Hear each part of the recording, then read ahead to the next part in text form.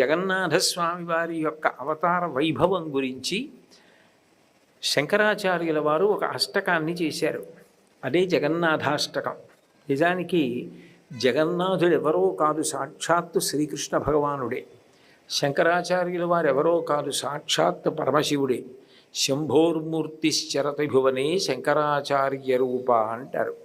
శంభుమూర్తి అయినటువంటి పరమశివుడే ఈ భూమి మీద శంకరాచార్యుల వారిగా అవతరించి ప్రవర్తించి చూపించాడు. అటువంటి శివస్వరూపమైనటువంటి శంకరాచార్యుల వారు సాక్షాత్ కృష్ణస్వరూపమైనటువంటి జగన్నాథస్వామి వారి అష్టకాన్ని చేశారు. ఇందులో శివకేశవుల మధ్య ఏ భేదాన్ని ప్రదర్శించలేదు. విశేషించి మీరు జాగ్రత్తగా గమనిస్తే అసలు నిజానికి కృష్ణ పరమాత్మ యొక్క ప్రతిజ్ఞని నెరవేర్చడానికి ముందు పరిగెత్తిన వాడు ఎవరంటే శివుడు. ఎందుకనంటే శివుడు విష్ణువు అని రెండు ఉండవు కాబట్టి.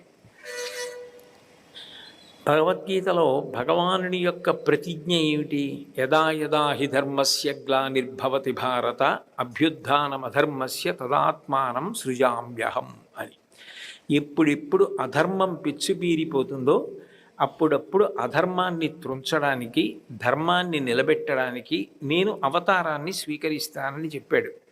కలియుగంలో కలిపురుషుని యొక్క ఉద్ధతి చేత రాక్షసులు చేసేటటువంటి దమనకాండ ఎట్లా ఉంటుందో, పాపకృత్యములు ఎలా ఉంటాయో అటువంటి పాపకృత్యములు పెచ్చుమీరి జరుగుతున్నప్పుడు కలిపురుషుడు మనుష్యుల యొక్క మనస్సుల యందు స్థానం రూఢం చేసుకుని కూర్చుని వాళ్ళ భావాలని ప్రచోదనం చేసి పాపకార్యములు చేయిస్తున్నప్పుడు భగవంతుడు ఆయుధాలు పట్టుకుని వచ్చి సంహరించడం మొదలు పెడితే ఎన్ని కోట్ల మంది మనుష్యులను తెగటార్చాలి?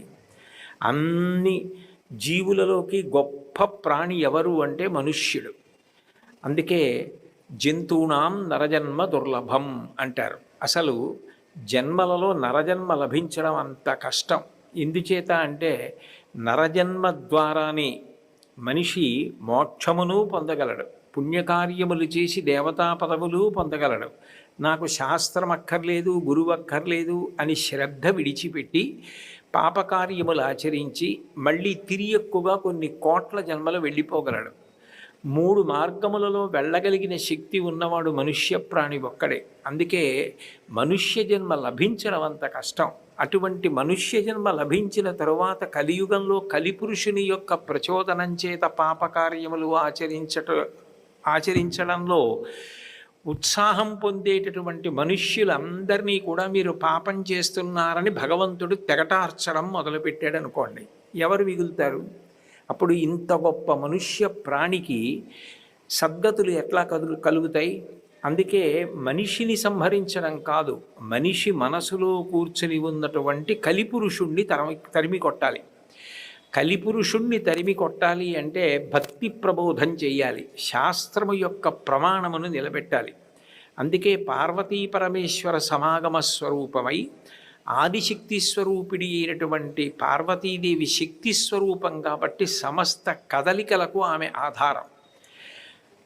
పార్వతీదేవి స్వరూపంగా యావత్ భారతదేశం పాదచారి అయి నిరంతరం పర్యటించారు. 32 సంవత్సరాల వయస్సులో అన్ని స్తోత్రాలు రచన చేశారు, ప్రస్థానత్రయానికి భాష్యం ఇచ్చారు, ఎన్నో చోట్ల కుంభాభిషేకాలు చేశారు. తేజస్సు పెరిగిపోయి ప్రజలు దర్శించలేకపోతున్నటువంటి దేవతామూర్తుల యొక్క తేజస్సుని తగ్గించేటటువంటి ప్రయత్నం చేశారు. శంకరాచార్యుల వారు చెయ్యనటువంటి ప్రయోగం లేదు, శంకరాచార్యుల వారు సాధించినటువంటి విజయం లేదు. యథార్థం చెప్పాలి అంటే శంకరాచార్యుల వారి అవతారం లేకపోతే, వేదము ప్రమాణముగా నిలబడకపోయి ఉంటే ఇవాళ మనం చేసుకుంటున్న శ్రీరామనవమి, శ్రీకృష్ణాష్టమి, మహాశివరాత్రి ఇట్లాంటి తిథులు చేసుకునే అవకాశం కూడా లేదు. వేదము యొక్క ప్రమాణమే తిరస్కరింపబడిన నాడు, వేదము యొక్క ప్రమాణమే పోయిన నాడు ఇక వైదికమైన కార్యములు ఎట్లా నిలబడతాయి? ఆ రోజులలో వేద ప్రమాణాన్ని నిలబెట్టి అందరి యందు శ్రద్ధ పెంచి వేదో నిత్యమధీయతాం తదుదితం కర్మస్వనుష్ఠీయతాం అని ప్రబోధం చేసి ప్రతిరోజు వేదమును చదువుకోండి, వేదమును ప్రమాణంగా స్వీకరించండి, స్వీకరించి తద్వారా అందరూ కూడా వైదిక కర్మలు చెయ్యండి అని చెప్పి ప్రోత్సహించి ధర్మానుష్ఠానం చేయించినటువంటి శంకర భగవత్పాదాచార్యుల వారు మనుష్యుల యొక్క మనసులలో ఉన్నటువంటి కలిపురుషుణ్ణి తరిమి కొట్టారు. అంటే నిజానికి కృష్ణ భగవానుడు భగవద్గీతలో చేసినటువంటి శపథం ఏదుందో అది ఈ కలియుగంలో కత్తి పట్టుకుని, ధనస్సు పట్టుకుని, బాణములు పట్టుకుని సంహార ప్రక్రియ ద్వారా సాధించడం చేత కావడం చాలా కష్టమైనప్పుడు పరమశివుడు శంకరాచార్యుల వారిగా వచ్చి గంగానదియే మన ఇంటి ముందుకొచ్చినట్టు ఆయనే సన్యాసాశ్రమ స్వీకారం చేసి ఆసేతు హిమాచల పర్యంతం పర్యటించి ప్రతి వారికి కూడా ధర్మ ప్రబోధం చేసి కాలంలో ఎంత కాలమైనప్పటికీ కూడా చిరిగిపోనటువంటి, తరిగిపోనటువంటి గొప్ప ఆర్ష వాంగ్మయాన్ని సంపదగా మనకు అందించి ఆయన ధర్మ ప్రమాణాన్ని, వేద ప్రమాణాన్ని నిలబెట్టి ఉద్ధరించారు. కాబట్టి విష్ణువు చేసిన ప్రతిజ్ఞ నెరవేరడానికి కారకులు ఎవరయ్యారు అంటే శివుడయ్యాడు. కారణమేమి అంటే విష్ణు ఒకడు, శివుడు ఒకడు అనుకోండి. విష్ణువు చేసిన ప్రతిజ్ఞ విష్ణువు నెరవేర్చుకుంటాడు, నాకెందుకని శివుడు కూర్చోవాలి. అలా రెండు పదార్థములు ఉండే అవకాశం లేదు. ఒకే పదార్థం శివుడిగా, విష్ణువుగా ప్రకాశిస్తూ ఉంటుంది. ఏకస్త్వమేవ బహుధా భవభాసిలోకే నిశంకధీర్ వృషభకేతన మలినాథ శ్రీభ్రామరీ ప్రియ సుఖాశ్రయ లోకనాథ శ్రీమల్లికార్జున విభో తవ సుప్రభాతం అంటారు మల్లికార్జున సుప్రభాతంలో. ఆ ఉన్న ఒక్క పరమాత్మయే అనేక రూపములలో ప్రకాశిస్తూ ఉంటాడు. అటువంటి శంకరాచార్యుల వారు ఎప్పుడూ కూడా పరబ్రహ్మమునందు భేదభావాన్ని పాటించలేదు, ప్రచారం చెయ్యలేదు. ఉన్నది ఒక్కటే పరబ్రహ్మమన్న శాస్త్రీయమైన సిద్ధాంతమునకు కట్టుబడిన మహాపురుషులు శంకర భగవత్పాదులు. అటువంటి శంకర భగవత్పాదులు శివుడి మీద స్తోత్రాలు చేశారు. అదే పరబ్రహ్మమును పరదేవతగా కీర్తించారు. అదే పరబ్రహ్మాన్ని విష్ణుస్వరూపంగా కీర్తించారు. యథార్థంగా చెప్పాలి అంటే శంకరాచార్యుల వారు సన్యాసాశ్రమ స్వీకారం చెయ్యక ముందే బ్రహ్మచారిగా ఉన్నప్పుడే చేసిన మొట్టమొదటి స్తోత్రం మహాలక్ష్మిని ఉద్దేశించి చేసిన స్తోత్రం, కనకధారా స్తోత్రం చేశారు. అటువంటి శంకరాచార్యుల వారు ఎప్పుడైనా ఏదైనా ఒక విషయం మీద మాట్లాడారు అంటే అది సమగ్రంగా, పరిపూర్ణంగా, ఏ విధమైనటువంటి అయోమయానికి ఇక అవకాశం లేని రీతిలో ఉంటుంది. అటువంటి అద్భుతమైన జగద్గురువులు అవతారమైన శంకరాచార్యుల వారు మనందరికీ అందించినటువంటి గొప్ప అష్టకం జగన్నాథాష్టకం. ఈ జగన్నాథాష్టకం పురుషోత్తమ పురి అంటారు. ఇవాళ మనం పూరి పూరి అంటున్నాం, అసలు అది పురుషోత్తమ పురి. పురుషోత్తమ అన్న శబ్దం సాధారణంగా పరబ్రహ్మం విష్ణువుగా ప్రకాశిస్తున్నప్పుడు అన్వయం అవుతుంది. పురుషోత్తమ పురి అంటే శ్రీమన్నారాయణుడి యొక్క వైభవము ప్రకాశించేటటువంటి పట్టణం. అటువంటి పురుషోత్తమ పురి యందు వెలసి ఉన్నటువంటి జగన్నాథస్వామి వారి మీద చేసినటువంటి అష్టకమే జగన్నాథాష్టకం. జగన్నాథుడు అన్న పేరుకి అర్థం ఏమిటంటే జగత్తుకంతటికీ నాథుడు. జగత్ అంటే జాయతే గచ్చతే ఇది జగత్, వచ్చి వెళ్ళిపోయేదేదో దానిని అంతటినీ జగత్ అని పిలుస్తారు. చూడండి, ఓ కొబ్బరి చెట్టు ఉంది, ఇత పూర్వం ఉండదు. ఏదో ఒక 2-3 సంవత్సరాల క్రితం ఆ కొబ్బరి మొక్క పుడుతుంది. ఆ తర్వాత అది పెరిగి పెద్దదై చెట్టు అవుతుంది, కొన్నాళ్ళు ఉంటుంది. ఆ తర్వాత ఆ కొబ్బరి చెట్టు నశించిపోతుంది. వచ్చి వెళ్ళిపోయే స్వభావమే తప్ప శాశ్వతముగా ఉండనిదేదో దానిని జగత్ అని పిలుస్తారు. ఆ జగత్తుకి ఆధారమైన వాడెవరో ఆయన పరబ్రహ్మము. పరబ్రహ్మము లేకుండా జగత్తు ఉండదు, జగత్తు లేకపోయినా పరబ్రహ్మం ఉంటుంది. బంగారము లేకుండా ఆభరణములు ఉండవు, ఆభరణములు చేయించుకోకపోయినా బంగారం మాత్రం ముద్దగా ఉంటుంది. పరబ్రహ్మము లేకుండా జగత్తు ఉండదు, కానీ జగత్తు లేకుండా పరబ్రహ్మము ఉంటుంది. అందుకే భాగవతంలో లోకంబులు లోకేశులు లోకస్తులు తెగిన తుది అలోకంబకు పెంచీకటి కావల యవ్వండే కాకృతి వెలుగు అతనిని సేవింతునంటారు. అటువంటి పరబ్రహ్మమే ఈ జగత్తుకంతటికీ నాథుడు, ఆయనే జగన్నాథుడు. అటువంటి జగన్నాథుడు వీరెవ్వరో కాదు, సాక్షాత్ శ్రీకృష్ణ పరమాత్మయే. ద్వాపర యుగంలో అవతార పరిసమాప్తి చేసినప్పటికీ కలియుగంలో అదే కృష్ణ భగవానుడు జగన్నాథ స్వరూపంగా ప్రకాశిస్తున్నాడు లోకంలో. ఆ విషయాన్ని నిష్కర్షగా నిర్ద్వందంగా జగన్నాథాష్టకము అన్న పేరుతో జగన్నాథుడు ఎవరో కాదు శ్రీకృష్ణ భగవానుడే అని విస్పష్టంగా ప్రకటన చేసి చెప్పినటువంటి అష్టకం జగన్నాథాష్టకం. మనకి ఈ జగత్తునంతటినీ పరిపాలన చేయడం కోసం ఈ భూమికంతటికీ పూజా మందిరం లాంటిది కాబట్టి భారతదేశంలో 4 చెరగులా కూడా విష్ణు భగవానుడి యొక్క క్షేత్రములు ఉంటాయి. మీరు గమనిస్తే తూర్పున జగన్నాథుడు పురుషోత్తమపురి క్షేత్రంలో, పశ్చిమాన ద్వారకానగరమునందు శ్రీకృష్ణ భగవానుడు, ఉత్తరమున బదరికాశ్రమంలో నారాయణమూర్తిగా, దక్షిణమున శ్రీరంగంలో శ్రీరంగనాథుడిగా 4 దిక్కుల విష్ణు భగవానుడే ఈ పూజామందిర స్వరూపమైనటువంటి భారతదేశాన్నంతటినీ కూడా కాపాడుతూ స్థితికారుడై రక్షణ వహించి దీన్ని కాపాడుకుంటుంటాడు. ఎందుకంటే ఇది కర్మభూమి, ఇది యజ్ఞభూమి.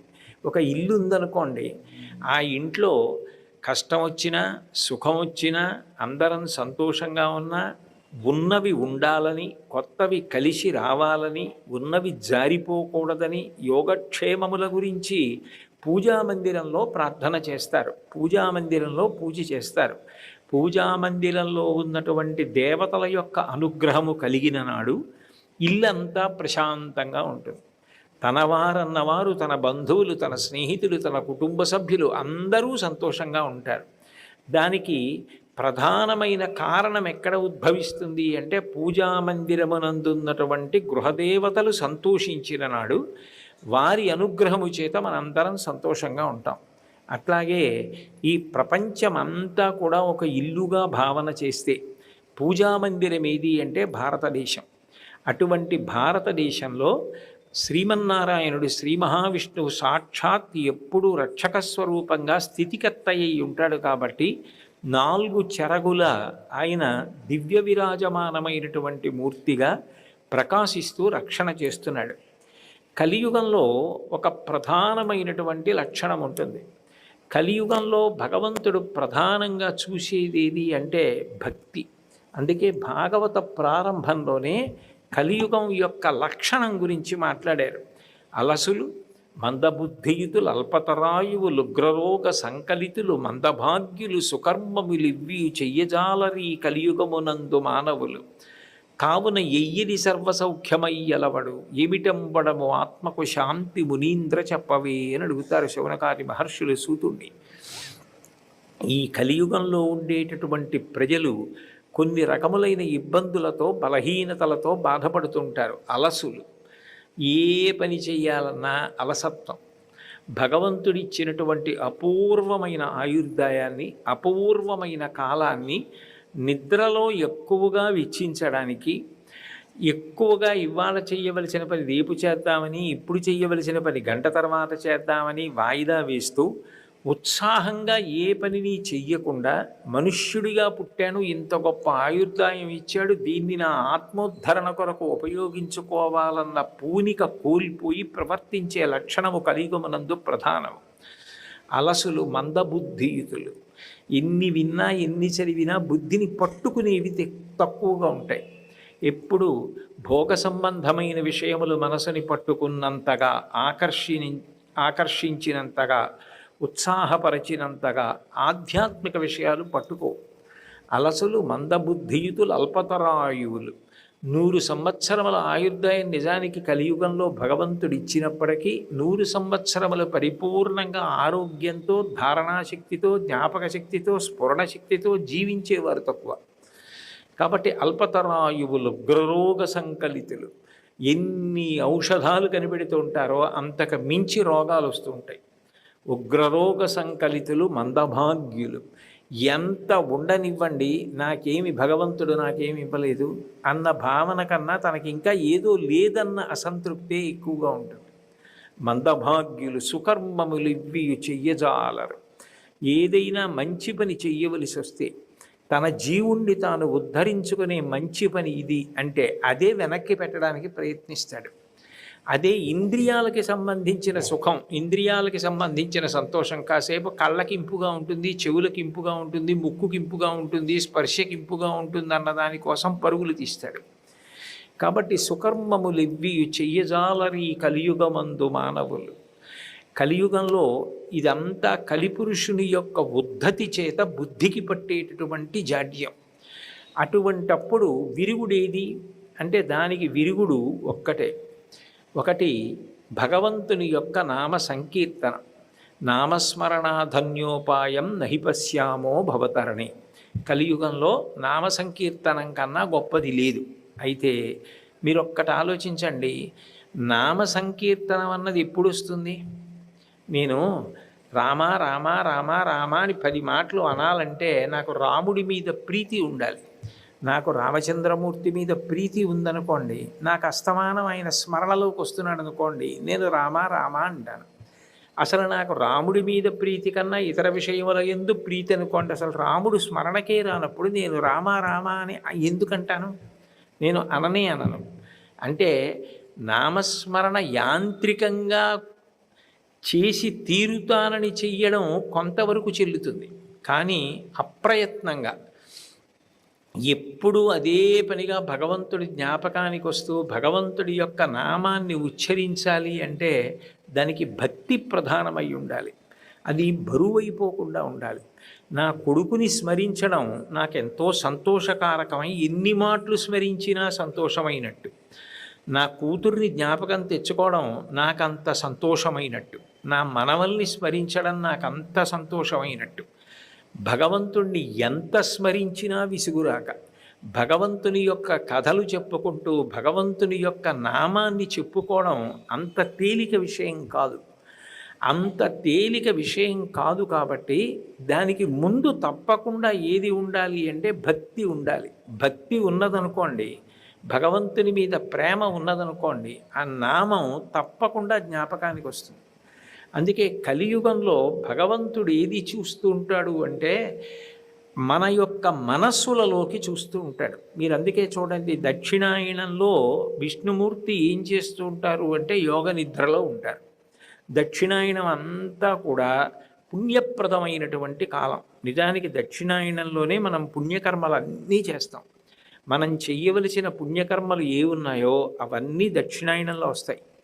మీరు ఏ గొప్ప గొప్ప మాసాలు తీసుకుని ప్రయత్నం చేయండి. ఆశ్వయుజ మాసం మీరు చూడండి, దేవీ నవరాత్రులు. కార్తీక మాసం చూడండి, భేదం లేకుండా ఆరాధనా పద్ధతి, తేలికగా దీపం వెలిగించి తరించడం, ఇటువంటివన్నీ కూడా. ఇప్పుడు మార్గశిర మాసం నడుస్తోంది. మాసానాం మార్గశీర్షోహం అంటాడు. మాసములలో మార్గశిర మాసాన్ని నేనే అన్నాడు విష్ణుమూర్తి. అంత గొప్ప మార్గశిర మాసం కానివ్వండి, శ్రావణ మాసంలో లక్ష్మీదేవి పూజలు, శ్రావణ మాసం కానివ్వండి, ఇవన్నీ దక్షిణాయనంలో వస్తాయి. అంటే ఒక పిల్లవాడు కష్టపడవలసిన సమయంలో కష్టపడితే చాలా బాగా ఉత్తీర్ణుడవుతాడు. దక్షిణాయనంలో పుణ్యకర్మలను బాగా ఆచరిస్తే వాడు భగవంతుడి కృపకు పాత్రుడవుతాడు. అందుకని యథార్థానికి చాలా పుణ్యప్రదమైన కాలం జీవుడికి ఏది అంటే దక్షిణాయన పుణ్యకాలం. దక్షిణాయన పుణ్యకాలాన్ని ఎంత సద్వినియోగం చేసుకుంటాడో అంత ఉత్తమ గతులు పొందుతాడు, అంత ఉత్తరగతులు పొందుతాడు. కాబట్టి దక్షిణాయనం యథార్థానికి జీవుడి పరంగా ఆలోచన చేసినప్పుడు చాలా శక్తివంతమైనటువంటి కాలం. ఆ సమయంలో నిజానికి విష్ణుమూర్తి ఏం చేస్తుంటారు అంటే యోగ నిద్రలో ఉంటారు. నిద్రపోతున్నవాడు మనం ఏం మంచి పనులు చేస్తే మాత్రం చూస్తాడు అంటే ఆ నిద్ర మనలా తామసిక నిద్ర కాదు, ఒళ్ళు తెలియకుండా పడుకుని నిద్రపోయే నిద్ర కాదు. నిద్రాముద్రాం నిఖిల జగతి రక్షణి జాగరూకం అన్నారు. ఆయన నిద్ర యోగ నిద్ర. నిద్ర ఒక ముద్ర. ఆయన కళ్ళు మూసుకుని మన మనసులోకి చూస్తూ ఉంటాడు. మనకి ఎంత భక్తి ఉంది, ఎంత ప్రేమతో మనం చేస్తున్నామన్నది చూస్తూ ఉంటాడు. మనం ఎంత పట్టుకొచ్చాం పదార్థం అన్నదానికన్నా ఎంత ప్రేమతో పట్టుకొచ్చామన్నదానికి ఎక్కువ ప్రాధాన్యత ఇస్తాడు. గభీరే కాసారే విశతి విజనే ఘోర విపినే విశాలే శైలే చ భ్రమతి కుసుమార్ధంజలమతి సమర్ప్యై చేత సరసిజముమానాధభవతే సుఖీనావస్థాతుం జనైహ నజానాతి కిమహో అంటారు శంకరులు శివానంద లహరిలో. మనం ఏం పట్టుకొచ్చామన్న దానికన్నా మన మనసు ఆయన దగ్గర ఎంత పెట్టాం, ఎంత ప్రేమతో ఆయన గురించి ఆలోచిస్తున్నామన్న దానికే భగవంతుడు పెద్దపీట వేస్తాడు. అందుకే మీరు కలియుగంలో ఆశ్చర్యకరమైన విషయం ఏమిటంటే, ఆ ప్రేమ ఉన్నవాళ్ళెవరో వాళ్ళని పైన కూర్చోబెట్టి భగవంతుడు కింద కూర్చుంటాడు. దానికి ప్రత్యక్ష సాక్ష్యం పక్కనే ఉన్నటువంటి శ్రీకాళహస్తి క్షేత్రం. శ్రీకాళహస్తి క్షేత్రంలో నిజానికి తిన్నడు ఏమీ తెలియకపోయినా పుక్కిట పట్టిన నీరు తీసుకొచ్చి శివలింగం మీద ఉమిసిన, ఎంగిలి మాంసం ముక్క నైవేద్యం పెట్టిన, కాలి చెప్పు కూర్చగా నిర్మాల్యాన్ని తీసేసిన, ఇది శివలింగం అంటే శివుడే, ఆయన తినాలని అంత ప్రేమగా చేశాడు కాబట్టి తీసుకున్నాడు. మార్గావర్తిత పాదుకా పశుపతే రంగస్య కూర్చాయతే గండూషాంబు నిషేచనం పురరిపోర్ దివ్యాభిషేకాయతే కించిత్ భక్షిత మాంసశేష కబళం నవ్యోపహారాయతే భక్తి కిం నకరోత్యహో వనచరో భక్త్యావతంసాయకే అంటారు. అంత ప్రేమ ఎక్కడ ఉంటుందో దాన్ని భగవానుడు స్వీకరిస్తాడు. అందుకే జగన్నాథస్వామి వారి విషయంలో కూడా కలియుగంలో ఇదే నిరూపణమైంది. నాకు కావలసినది ఏది అంటే ఆర్తి, నాకు కావలసింది ఏది అంటే నా మీద ప్రేమ. నా మీద అంత ప్రేమ ఎక్కడ ఉంటుందో అక్కడ నేను పరిమితులు అన్న మాటకి కట్టుబడకుండా ప్రవేశిస్తాను. ప్రవేశించి అనుగ్రహిస్తానని చెప్పడానికి జగన్నాథస్వామిగా ఆవిర్భవించాడు. ఆవిర్భవించడానికి కొత్తగా వచ్చినవాడు కాదు, ఆ కృష్ణ పరమాత్మయే లోకంలో జగన్నాథుడిగా ప్రకటనమయ్యాడు. నిజానికి కృష్ణ పరమాత్మ యొక్క అవతారాన్ని పరిపూర్ణ అవతారం అంటారు. అంటే అన్ని అవతారముల యొక్క తేజస్సు ఎందులోకి వెళ్ళిపోతుందో దాన్ని పరిపూర్ణ అవతారం అంటారు. వేదోద్ధారణ మందరాభరణ పృథ్వీధర్మ నిర్మాణ ప్రహ్లాదత్రాణ బలిప్రతారణ నృపాహంకార నిర్వాపణ వైదేహీరమణ ధనంజయ జయ వ్యాపార పారీణ క్షోణీ దివ్యత్కరుణ తమోహరణ తండ్రి వెంకటేశ ప్రభో అంటారు. అన్ని అవతారముల యొక్క తేజస్సు ఏ అవతారంలోకి వెళ్ళిపోయిందో దాన్ని పరిపూర్ణ అవతారం అంటారు. పరిపూర్ణావతారం కృష్ణ భగవానుడి యొక్క అవతారం. అటువంటి పరిపూర్ణావతారమైన కృష్ణావతారము యొక్క కొనసాగింపే యథార్థానికి జగన్నాథస్వామి అవతారం. అయితే అసలు నిజానికి జగన్నాథుడు ప్రకటనమైనది, పూజలు స్వీకరించినది ఎవరి దగ్గర అంటే ఆయన యందు అంత మిక్కిలి ప్రేమ భక్తి కలిగిన వాళ్ళకి ముందు ప్రకాశించాడు. ఒకానొకప్పుడు విశ్వావసు అని ఒక శబరనాయకుడు ఉండేవాడు. అంటే అరణ్యములలో తిరిగి ఆ అరణ్యములలో ఉండేటటువంటి కార్యకలాపముల మీద ఆధారపడి జీవనం సాగించేటటువంటి అమాయకులైనటువంటి వ్యక్తుల యొక్క సమూహం. దానికి నాయకుడు ఉండేవాడు, ఆయన పేరు విశ్వావసు. ఆ విశ్వావసుది విశేష భక్తి. భక్తి అన్న మాటకు అర్థం ఏమిటంటే ప్రేమ. ప్రేమ ఎప్పుడు ఏం కోరుతుంది అంటే వారు తినాలి, వారు తాగాలి, వారి కాళ్ళు పట్టాలి, వారు సంతోషంగా ఉండాలి, వాళ్ళని చూడాలి. మీకు ప్రేమ బాగా ఉందనుకోండి, మీరు చూడకుండా ఉండలేరు. అందుకే శుద్ధమైన ప్రేమ ఎక్కడుంటుందో అది కేవలము ఒక అవసరం తీరడాన్ని కాదు కోరేది, మనిషిని కోరుతుంది. అది మీరు చూడండి, చంటి పిల్ల ఉందనుకోండి, యువతల మేడ మీద మేనత్త ఆ పిల్లని ఎత్తుకుని ఏదో గోరు ముద్దలు పెడుతోందనుకోండి, వాడు తినకుండా అమ్మ కావాలని ఏడుస్తున్నాడు. ఎదురుగుండా ఉన్న మేడ మీద అమ్మ పేరంటానికి వెళ్ళింది. అదిగోరా నీ అమ్మ అక్కడే ఉంది, పేరంటంలో ఉంది, పిలిస్తే పలుకుతుంది అమ్మ అని, ఏడవకో అన్నం తిను అంది అత్త. వాడు తినడం, వాడు ఆ అమ్మ కావాలంటాడు. వాడికి అన్నం కాదు కావలసింది, అంత ఆకలిస్తున్నా వాడికి ఏం కావాలంటే అమ్మని చూడాలి, అమ్మ ఎత్తుకోవాలి, అమ్మ స్పర్శ తగలాలి, అమ్మ పెట్టిన అన్నం వాడు తినాలి. వీడి ఏడుపు తట్టుకోలేక అమ్మ పరిగెత్తుకొస్తుంది. ఎందుకురా అంత ఏడుస్తున్నామని పిల్లాడిని ఎత్తుకుంటుంది. వెంటనే వాడు ఏడుపు మానేసి 4 విక్కిళ్ళు విక్కేసి అప్పుడు అమ్మ పెట్టిన గోరుముద్దలు పెద్ద పెద్ద నవ్వులు నవ్వుతూ తినేస్తాడు. అంటే ఎక్కడ ప్రేమ ఉందో అక్కడ ఆకలి తీరడానికి అన్నం, అదిగో అమ్మ అంటే అమ్మని చూడడం కుదరదు. ఆ వయసులో పరిపూర్ణమైన ప్రేమ తప్ప ఇంకొకటి ఉండదు ఆ పసితనంలో. బట్ అమ్మని కోరుకుంటాడు, అమ్మని చూడాలి, అమ్మ ముట్టుకోవాలి, అమ్మ ఎత్తుకోవాలి, అప్పుడే నేను తింటానంటాడు. భగవంతుడికి కావలసినది ఆ పసితనం, ఆ ప్రేమ.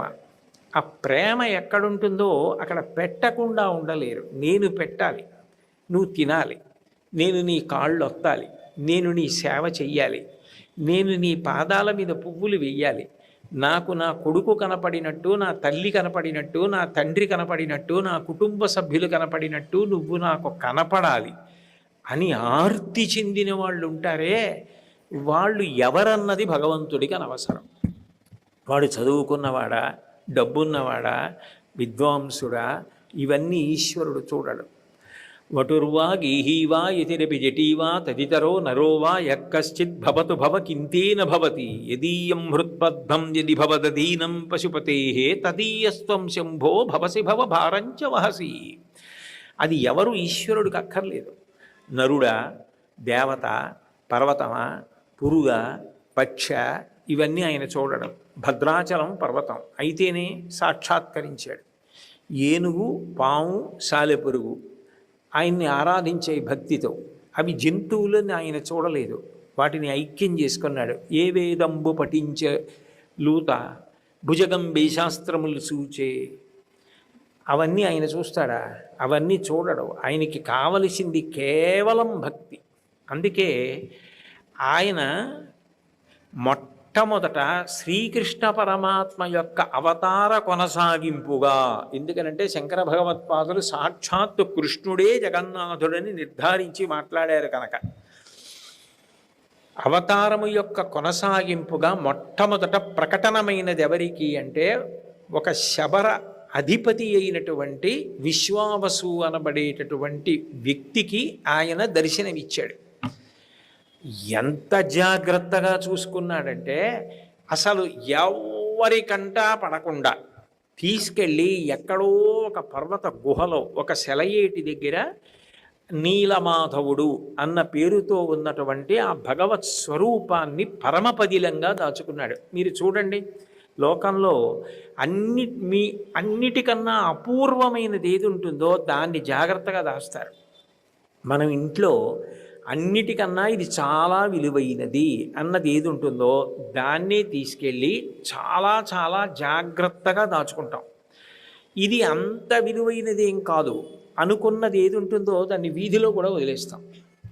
ఎందుకంటే దాని మీద అంత లక్ష్యం ఉండదు. చాలా విలువైనది అనుకోండి, మెడలో వేసుకున్నటువంటి 4 పేర్లు ఉన్నటువంటి బంగారు గొలుసు అనుకోండి, దాన్ని ఎక్కడ పడితే అక్కడ పెట్టేస్తారు. ఆ వీధిలోకి వెళ్ళగానే ఇంట్లోకి వెళ్ళి జాగ్రత్తగా ఎక్కడో ఒక చిన్న భరిణిలో పెట్టి, భరిణి తీసుకెళ్ళి ఇంకొక చోట పెట్టి దాన్ని తలుపులేసి తాళాలేసి ఇంత అల్లరి చేస్తే తప్ప ధైర్యం ఉండదు. మళ్ళీ ఆ తాళాలు ఒకసారి లాగి చూసుకుంటారు. అంటే అత్యంత విలువైన వస్తువేదో దానిని అంత జాగ్రత్తగా ఉంచుకుంటారు. ఆయన అంత జాగ్రత్తగా చూసుకున్నది ఎవరిని అంటే నీలమాధవుణ్ణి చూసుకున్నాడు. ఎక్కడో ఒక పర్వత గుహలో ఆయనని ఉంచుకుని ఆయనకి పూజ చేస్తూ, ఆయనకి నైవేద్యం పెడుతూ, ఆయన సేవ చేస్తూ, నాకింతకన్నా ఏం కావాలి, ఈయన నలుగురికి తెలిసిపోతే, ఈయన ఇక్కడున్నాడని తెలిస్తే, అందరూ ఆయన్ని చూడడానికి వచ్చేస్తే ఈయనకి ఊపిరి ఆడుతుందో ఆడదో, ఈయన ఎంత క్లేశపడిపోతాడో, అంతమంది వచ్చేస్తే అంతమంది గాలి, అంతమంది మించి వచ్చేటటువంటి సూక్ష్మక్రిములు అన్నీ స్వామి కోమలమైన శరీరానికి తగిలితే ఎక్కడ సొక్కిపోతాడో అని బెంగ పెట్టేసుకుని ఎవరికీ కనపడకుండా చిట్ట చివరికి తనకి అత్యంత ముఖ్యులైన అంత్యవాసులకు కూడా ఆయన అక్కడ ఉన్నాడని తెలియకుండా జాగ్రత్త పడి అత్యంత ప్రధానులైన వాళ్ళతో మాత్రమే ఆ గుహలోకి వెళ్ళి ఆ నీలమాధవ సేవ చేస్తుండేవాడు. ఆయన ప్రేమ చూశాడు భగవంతుడు. ఇది కదా ప్రేమ అంటే. నేనెవరిని? జగద్రక్షకుణ్ణి, జగన్నాథుణ్ణి, జగత్తునంతటినీ నేను కాపాడగలను. ఈయనేమనుకుంటున్నాడు? నన్ను ఈయన కాపాడగలను అనుకుంటున్నాడు. నాకు ఎక్కడైనా ఇబ్బంది వస్తుందేమో, రాకుండా నేను కాపాడుకోవాలని ఈయన తాపత్రయపడుతున్నాడు. ఎంత మధుర భక్తి! కృష్ణావతారంలో పూతనా సంహారం జరిగిపోయిన తర్వాత పూతన శరీరం మీద కృష్ణుడు ఆడుకుంటుంటే కృష్ణుడికి ఏ ఆపద వచ్చిందో అని గోపికలు వచ్చి దృష్టి తీసినట్టు ఎక్కడ నీలమాధవుడికి ఇబ్బంది వస్తుందో అని ఆ శబరప్రభు అయినటువంటి ఆ విశ్వావసు అంత జాగ్రత్తగా కాపాడుకుంటూ ఉండేవాడు. అదే సమయంలో మాళవ దేశాన్ని అంతటినీ కూడా పరిపాలిస్తున్నటువంటి భూపతి ఇంద్రజ్యుమ్నుడు అన్న ప్రభువు విశాల హృదయం కలిగినవాడు, చాలా భక్తి కలిగినవాడు. కానీ ఆయనకి కూడా మనసులో భగవంతుణ్ణి సాకారంగా కరచరణాదులతో కదులుతుండగా చూడాలని కోరిక. ఆయనది ఉత్తమమైన కోరికే, కానీ నేను చూడలేకపోయాను. అలా చూసిన వారు ఎవరైనా ఉన్నారా? నిజంగా అలా చూసిన వారు ఎవరైనా ఉంటే వారు ఎంత ధన్యాత్ములో, ఎంత ప్రేమాస్పదులో భగవంతుని యందు. ఎంత ప్రేమ లేకపోతే భగవంతుడు వాళ్ళకి కనపడ్డాడు? కనపడి ఊరుకుంటాడా? వాళ్ళ సేవలు స్వీకరించి ఉంటాడు. కాబట్టి అట్లాంటి వాళ్ళు ఉంటే వాళ్ళు నిజానికి సత్కరింపబడవలసిన వాళ్ళు, వాళ్ళని నేను సత్కరించాలి అని భగవంతుణ్ణి ప్రత్యక్షంగా చూసిన వాళ్ళు ఎవరైనా రాజ్యమునందు ఉన్నారా? ఉంటే సత్కరిస్తానని ప్రకటన చేశాడు. ఎవ్వరూ ముందుకు రాలేదు. ఆయనకి తనివి తీరలేదు. ఎవరో ఉంటారు, ఉండకపోవడం ఉండదు. ఇంతమంది ప్రజలలో పరమ భాగవతోత్తముడైన వాడు, భగవంతుని సేవిస్తున్నవాడు, భగవంతుని ప్రత్యక్షంగా రోజు చూస్తున్నవాడు ఒకడు ఉంటాడు. ఆయనెవరో నాకు తెలియాలి. ఆయనెవరో నాకు తెలిస్తే నేను ఆయన పాదములు పట్టుకుంటే ఆయన నాకు భగవంతుడిని కూడా చూపించగలడు. ఎందుకంటే ఆయన మాట భగవంతుడు వింటాడు కాబట్టి అటువంటి వ్యక్తి ఎవరో పట్టుకొని తీసుకొచ్చి నా చేత సత్కారము పొందేటట్టు, ఆయన దర్శనము ద్వారా నేను భగవద్ దర్శనం పొందేటట్టు నాకు నువ్వు ఉపకారం చేసి పెట్టమని తన దగ్గర ఉన్నటువంటి మంత్రి, చాలా చతురుడు, తెలివైనవాడు, బాగా చదువుకున్నటువంటి వాడు, మంత్రాంగము తెలిసి ఉన్నటువంటి వాడు, బుద్ధిక కుశలత కలిగిన వాడు, మేధావి, విద్యాపతి అనబడేటటువంటి మంత్రిని పిలిచి ఆ కర్తవ్యాన్ని అప్పచెప్పాడు. ఆయన రాజ్యం అంతటా మారువేషంలో తిరుగుతున్నాడు. నిజంగా అలా భగవంతుణ్ణి దర్శనం చేసినవాడు, ఏదో ఒకసారి దర్శనం చేశాను అయిపోయింది అని ఊరుకోరు కదా. నిజంగా అంత ప్రేమ ఉన్నవాడు నిరంతర దర్శనాన్ని కోరుతాడు. నిరంతర దర్శనాన్ని కోరినవాడు చూస్తూ ఊరుకోడు కదా, భగవంతుణ్ణి సేవిస్తాడు. అట్లా ఉన్నవాడు ఎవరు అని ఆయన అనుషంగికంగా ఇవన్నీ ఆలోచన చేసి అటువంటి ప్రదేశం కానీ అట్లా సేవిస్తున్నవాడు కానీ ఎవరైనా ఉన్నాడా అని వెతుకుతున్నాడు. వెతకగా ఆయనకి విశ్వావసు యొక్క ఉనికి తెలిసింది. ఆయన ఎక్కడో ఒక పర్వత గుహలో నీలమాధవుడన్న పేరుతో సాక్షాత్ పరిపూర్ణావతారమైన కృష్ణుణ్ణి జగన్నాథుడిగా సేవిస్తున్నట్ట. కాబట్టి నేను ఆయన్ని పట్టుకోవాలని వెళ్ళాడు. ఎంతో ప్రేమతో, ఎంతో భక్తితో నేను మంత్రిని అని చెప్పకుండా సామాన్యమైనటువంటి వ్యక్తిలా ఆయన దగ్గర చేరి ఆయన సహృదయాన్ని సంపాదించుకున్నాడు. కానీ ఆయన వెళ్ళేవాడు పర్వత గుహకి, నీలమాధవుణ్ణి సేవించేవాడు, తిరిగి వచ్చేవాడు విశ్వావసు. ఎంత ప్రేమ సంపాదించుకున్నా విద్యాపతిని మాత్రం ఎప్పుడూ తనతో రమ్మని పిలవలేదు. ఎందుకు పిలవలేదంటే దానికి ఒక్కటే కారణం, ఆ ప్రేమ అట్లాంటిది. ఏమో ఎవరిని నమ్మి నేను మోసపోయినా పర్వాలేదు, కానీ నా స్వామికి ఆపద రాకూడదు. వీళ్ళందరినీ తీసుకెళ్తే ఎంత ఇబ్బంది పెడతారో, ఏం కోరికలు కోరుతారో, ఆయనకి ఎక్కడ ఇబ్బంది కలుగుతుందో, నువ్వు ఇలా అందరినీ తీసుకొస్తున్నావు, నాకు చాలా ఇబ్బందిగా ఉంది, నేను ఇక్కడ ఉండలేనయ్యా అని వెళ్ళిపోతే స్వామి దక్కకుండా పోతాడు. అందుకని చెప్పి నేను ఎవరినీ తీసుకెళ్ళను అని ఆయన ఎవరినీ తీసుకెళ్ళేవాడు కాదు. అది స్వార్థం కాదు, స్వామికి అసౌకర్యం కలగకూడదనేటటువంటి ఒక పిచ్చి ప్రేమ. అంతటి ప్రేమైకమూర్తి ఆ విశ్వావసు. ఎట్లా విశ్వావసు దగ్గర ఒక అధికారం సంపాదించుకోవాలి, నాకు ఎట్లాగైనా నువ్వు పూజ చేసే ఆ నీలమాధవుడి దర్శనం నాకు చేయించు అని నేను అడగాలంటే అడగడానికి కావలసినంత చొరవ నేను నీకు చూపించలేనని విశ్వావసు అనలేనంత దగ్గరితనం ఏర్పడాలి. ఏం చెయ్యాలని ఆలోచించాడు. ఎటు విశ్వావసు దగ్గర మంచి పేరు తెచ్చుకున్నాడు. ఆయనకు ఒక కుమార్తె ఉంది లలిత అని. ఆమెని వివాహం చేసుకున్నాడు. ఇప్పుడు విశ్వావసుకి అల్లుడయ్యాడు. అల్లుడై చాలా కాలం విశ్వావసు దగ్గర ఉండి, మామయ్య గారు మీరు ప్రతిరోజు కూడా పర్వత గుహకి వెళ్ళి భగవంతుణ్ణి సేవించి వస్తూ ఉంటారని నాకు నా భార్య ద్వారా తెలిసింది. నన్ను ఒక్కసారి తీసుకెళ్ళి భగవంతుని యొక్క దర్శనం చేయించండి అని అడిగాడు. కూతురు కాపరం, అల్లుడు ఎంతటి విశ్వావసైనా, పైగా ప్రవర్తన చేత చాలా మంచివాడు, ఏమీ కోరికలు కోరేవాడిలా కనపట్టలేదు. తన కూతుర్ని వివాహం చేసుకున్నాడు, ఇంత నిస్వార్థంగా ఉంటున్నాడు, కాబట్టి తీసుకెడితే పర్వాలేదులే అని తీసుకెడతాను. కానీ నేను ఒకసారి తీసుకెళ్ళిన తరువాత నువ్వు అదే పనిగా వెళ్ళవని నాకేమిటి నమ్మకం?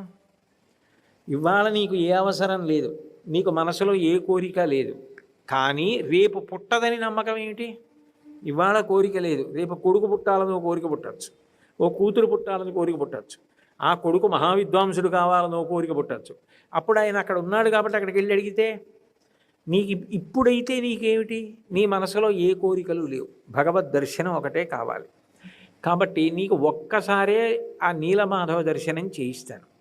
కానీ నువ్వు నేను కలిసి వెడుతున్నప్పుడు నీకు ఆ పర్వత గుహ జ్ఞాపకం లేకుండా చెయ్యడం కోసం నీ కళ్ళకి గంతలు కడతాను, నిన్ను నాతో తీసుకెడతాను. నువ్వు పర్వత గుహలో ఉన్నటువంటి నీలమాధవ దర్శనం చేసుకుని నాతో పాటు వెనక్కి వచ్చేద్దు. కానీ భగవద్ దర్శనం అవుతున్నప్పుడు కళ్ళకి ఉన్న బట్టలు విప్పుతానన్నాడు. అంటే మీరు ఆలోచన చెయ్యండి, భగవద్ దర్శనం అనేది భగవంతుడు ఇవ్వాలి. కానీ ఈయనకి ఎంత ప్రేమ అంటే భగవంతుడు అంటే నేను దర్శనం చేయిస్తాను, కానీ మళ్ళీ మళ్ళీ నువ్వు వెళ్ళడానికి అవకాశం లేకుండా నీ కళ్ళకి గంతలు కట్టేస్తానన్నాడు. అల్లుడైనా సరే, మంత్రిని తెలియదు, కళ్ళకి గుడ్డలు కట్టాడు, తీసుకెడుతున్నాడు. ఆ మంత్రి కోరిక ఏమిటి? తన ప్రభువుకి దర్శనం చేయించాలి, అందుకు వచ్చాడు, అందుకు ఇన్ని కష్టాలు పడుతున్నాడు. ఇప్పుడు దారి గుర్తుండకపోతే ప్రభువుకి ఎలా చేయిస్తాడు దర్శనం? తను కూతుర్ని పెళ్లి చేసుకుంటేనే మామగారు విశ్వావసు నీలమాధవ దర్శనం చేయించడానికి ఇంత పరీక్ష పెట్టాడు కదా, రాజుగారికి దర్శనం చేయిస్తాడా? చేయించాడు. తను చేయించాలి. తను చేయించాలంటే తనకి దారి గుర్తుండాలి. నాకు దారి గుర్తుండాలి, నాకు కంటికి కట్టకండి బట్టలు అడ్డంగా అంటే అనుమానపడతాడు, అసలు తీసుకెళ్ళడు. అందుకని అలాగే మామయ్య గారు కళ్ళకు గంతలు కట్టండి అన్నాడు. మంత్రి బుద్ధి మంత్రిది. అంటే మంత్రి బుద్ధి అంటే ఏమిటంటే మేధస్సు, తెలివితేటలు ఉపయోగించి ప్రభు కార్యాన్ని తీర్చే ప్రయత్నం ఆయన చేశాడు. మంత్రి అంటేనే మంత్రాంగం, తెలివితేటలతో కూడుకున్న వ్యవహారం. కాబట్టి ఆయన ఏం చేశాడంటే మళ్ళీ దారి నేను ఎలా గుర్తుపెట్టుకోగలనని ఒక సంచి తీసుకుని దానికి చాలా సన్నటి కన్నం పెట్టి దాని నిండా ఆవాలు పోశాడు. పోసి నడువు కట్టుకున్నాడు. ఆవాలు కింద పడుతుంటే పెద్ద ఎవరికి తెలియదు, చాలా చిన్న ఉంటాయి. అందుకని నేను పర్వత గుహకి తీసుకెళ్లే వరకు సన్న కన్నంలోంచి ఆవాలు పడుతూనే ఉంటాయి. మా మామగారు నాకు ఆ దారి చూపించకపోవచ్చు, కానీ తర్వాత నేను ఆవాలు ఎటు పడ్డాయో ఆ దారి పట్టుకుని వెళ్ళి నీలమాధవ దర్శనం చేసుకోగలను అని ధైర్యం వహించి ఆవాలు మూట నడుముకి కట్టుకుని బయలుదేరి వెళ్ళాడు. పర్వత గుహని చేరుకున్నాడు, నీలమాధవ దర్శనం చేసుకున్నాడు. అక్కడ ఒక ఆశ్చర్యకరమైనటువంటి విశేషం చూశాడు. అది ఒక విగ్రహం కాదు, ఉన్నవాడు సాక్షాత్ భగవానుడే. సాక్షాత్ కృష్ణ భగవానుడే అక్కడ కూర్చుని ఉన్నాడనడానికి గుర్తు ఏమిటంటే ఆయన దగ్గరకి ఎవరొచ్చారో వాళ్ళు ఆ రూపాన్నే పొందారు. ఎట్లా అంటే మనుష్య ప్రాణి అయితే ప్రారబ్ధం తీరాలి, తెలిసో తెలియకో అమాయకపు ప్రాణి ఏదైనా దరిదాపులలోకి వస్తే ఆయన పార్షద రూపాన్ని పొందుతుంది. అంటే సారూప్య స్థితి అంటారు, విష్ణు స్వరూపాన్ని పొందుతుంది. ఈ విద్యాపతి నీలమాధవుడికి నమస్కారం చేస్తూ మామగారితో కలిసి నిలబడి ఉండగా ఒక పక్షి ఒకటి గుహలోకి వచ్చింది.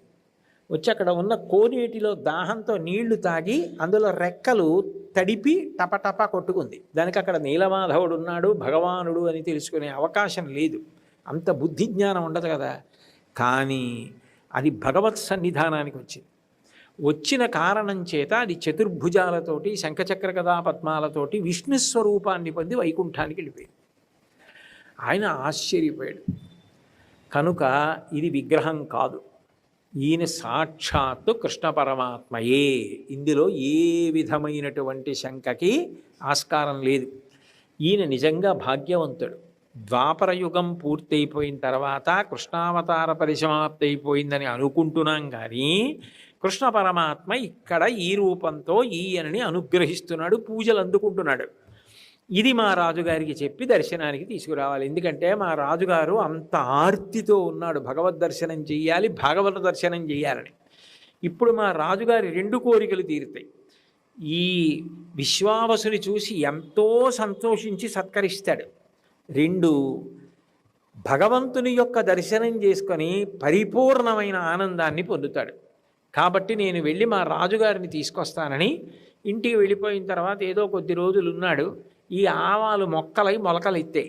ఆవాల మొక్కలైనా గుర్తుపట్టచ్చుగా. అందుకని వెళ్ళి రాజుని పిలుచుకొచ్చాడు, కబురు చేశాడు. రాజుగారు వచ్చారు. ఈ ఆవాల మొక్కలు ఆధారం చేసుకుని పర్వత గుహలోకి వెడుతుంటే విశ్వావసు కూడా ఇంతమంది వచ్చేశారు, రాజు వచ్చేశాడు, రాజపరివారం వచ్చేశారు, వీళ్ళందరూ నీలమాధవ దర్శనానికి వెళ్ళిపోతున్నారని బెంగటిల్లిపోతున్నాడు. వీళ్ళందరూ పర్వత గుహలోకి వెళ్ళారు. స్వామి అంతర్ధానం అయిపోయాడు. అంతర్ధానం అయిపోగానే విశ్వావసు భోరును దుఃఖించాడు. విద్యాపతి కూడా ఇది భక్తితో సాధించవలసిన కార్యమే తప్ప యుక్తితో సాధించేది కాదు. భగవంతుణ్ణి యుక్తితో పట్టుకోగలవా? ఎవరి భక్తి వారిది. అది ఆ భక్తి ఉన్నవారు 1,000,000 మంది అయినా ఈశ్వరుడు 1,000,000 మందిని అనుగ్రహిస్తాడు తప్ప ఒకరు ఒకరికి చేయించేది కాదు. ఒకనాడు విశ్వావసు నాకు చేయించాడంటే విశ్వావసు యొక్క అమాయకత్వానికి, ఆయన భక్తికి కట్టుబడి నాకు దర్శనమిచ్చాడు. నేను అట్లా భక్తితో కన్నా రాజుగారి భక్తికి నేను ఉపకారం చేయాలి, మంత్రిగా ఇది నా కర్తవ్యం అన్న భావనతో నా మేధస్సును ఉపయోగించి ఆవాల గింజలవి వదిలిపెట్టి దారి కనుక్కుని, నిజానికి మరి చెప్పలేదుగా విశ్వావసుకి, నేను దారి కనిపెట్టే ఏర్పాటు చేస్తున్నానని చెప్పకుండా చేశాడు. ఇవి నా బుద్ధితో చేసినంత మాత్రాన భగవంతుడు దొరుకుతాడా? అది సాధ్యమా? అలా పట్టుకోగలమా ఈశ్వరుణ్ణి? తెలివికి తెలివి ఆయన. సుమేధా మేధజోధన్య సత్యమేధా ధరాధర. తెలివి అన్న మాట ఎక్కడుందో దానికి ఉనికి ఆయన. అటువంటి భగవంతుణ్ణి నేను పట్టుకోగలనా నా యుక్తి చేత? పట్టుకోలేకపోయాను. అందుకే రాజుగారికి దర్శనం ఇప్పించలేకపోయానని చాలా బాధపడ్డాడు. రాజుగారు కూడా చాలా బాధపడ్డారు. అయ్యయ్యో, నా వల్ల ఆ సేవింపబడుతున్న నీలమాధవుడు కూడా అదృశ్యం అయిపోయాడు. నేను ఒక భాగవతుడిని సత్కరించి ఉపకారం చేయకపోగా ఒక భాగవతుడు బాధపడ్డానికి కారణమయ్యాను. ఇప్పుడు రాజుగారికి పరితాపం ఎక్కువైపోయింది. 1, భగవద్ దర్శనం చేయలేదు జీవితంలో.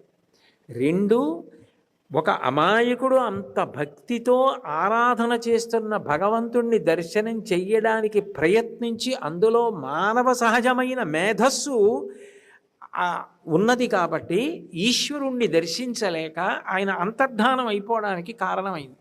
ఆ మంత్రిని పంపింది నేనే కాబట్టి నాకు కూడా ఇందులో పాత్ర ఉందని ఆయన చాలా పశ్చాత్తాపం చెంది ఆక్రోశించాడు భగవంతుడి కోసం. నా వల్ల ఇంత అపరాధం జరిగింది, నాకు దర్శనమివ్వవా? ఆ విశ్వావసును అనుగ్రహించవా? నువ్వు మళ్ళీ రావా? మాకు కనపడవా అని. అప్పుడు భగవానుడు స్వప్రమునందు సాక్షాత్కరించాడు. మంగళాశాసనపరై మదాచార్య పురోగమై సర్వైశ్చ పూర్వైరాచార్యై సత్కృతాయాస్తు మంగళం. మంగళం కౌసలేంద్రాయ మహనీయ గుణాత్మనే చక్రవర్తి తనూజాయ సర్వభౌమాయ మంగళం. ఉమాకాంతాయ కాంతాయ కామితార్థప్రదాయినే శ్రీగిరీశాయ దేవాయ మలినాథాయ మంగళం. సర్వం శ్రీ ఉమామహేశ్వర పరబ్రహ్మార్పణమస్తు. స్వస్తి.